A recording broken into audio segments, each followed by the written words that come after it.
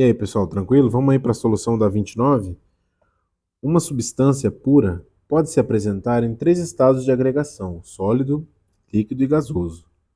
Com relação às mudanças de fase, a pressão constante de uma determinada substância pura, podemos afirmar que, bom, então é uma questão conceitual, tá? Então, antes de resolver, eu vou lembrar aqui alguns conceitos.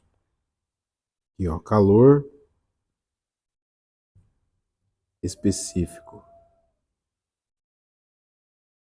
Calor específico, só para lembrar, é a quantidade de calor que uma determinada substância, tá? Que 1 grama de uma determinada substância em um determinado estado físico, sólido, líquido ou gasoso, se encontra para variar de 1 grau Celsius, tá?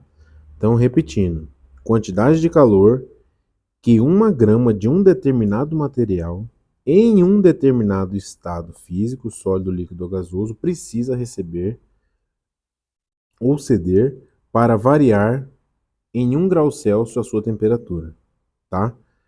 Baseado no calor específico, a gente pode falar sobre a capacidade térmica. A capacidade térmica, ela já é uma característica do corpo, tá? Então, a fórmula da capacidade térmica, ela é a massa vezes o calor específico.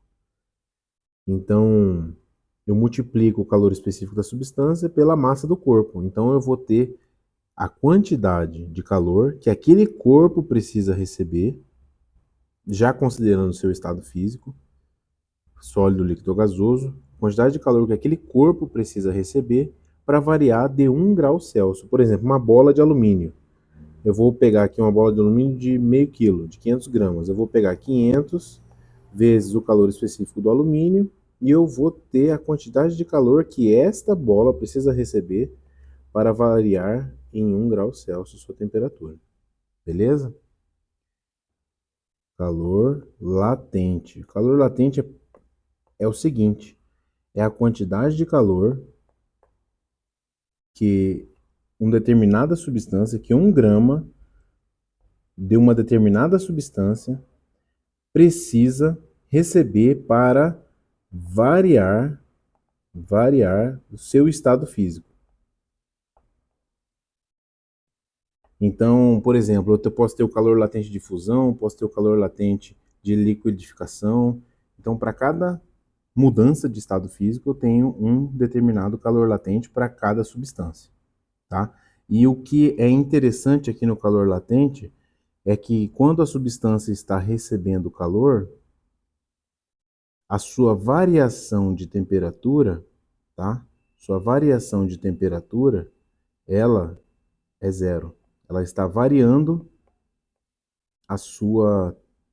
o seu estado físico. Então, a variação de temperatura é zero. É diferente do calor específico, que é justamente o calor para variar em 1 grau. No calor latente, é quanto que aquela substância precisa receber para variar o seu estado físico. E nesse momento não tem troca, não tem mudança de temperatura. A variação de temperatura é zero.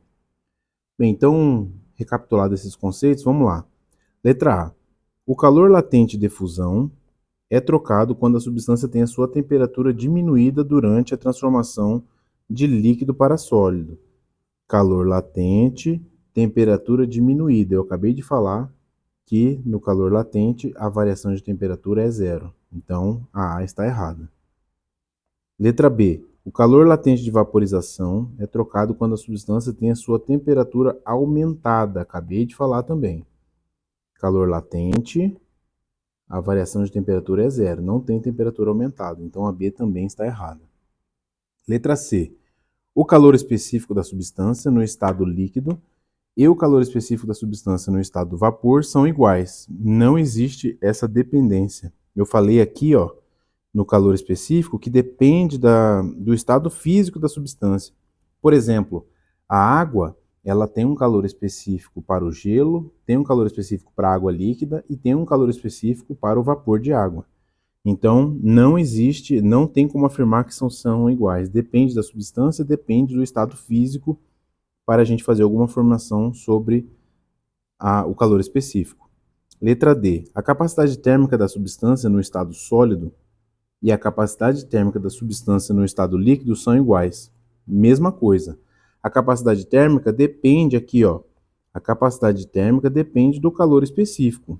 E eu já falei que o calor específico depende do estado que a substância se encontra, tá? Então não dá para dizer que são iguais, não dá para fazer afirmação sobre isso. Tem substância que é maior, tem substância que é menor, então não dá para fazer afirmações sobre isso.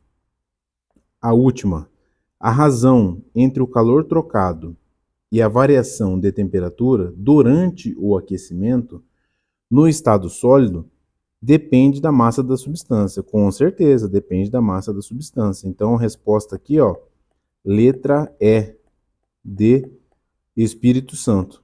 Tem alguém aí acompanhando a nossa solução do Espírito Santo? Comenta aí. Eu estou acompanhando e eu estou no Espírito Santo. Curte, compartilha e se liga aí nas próximas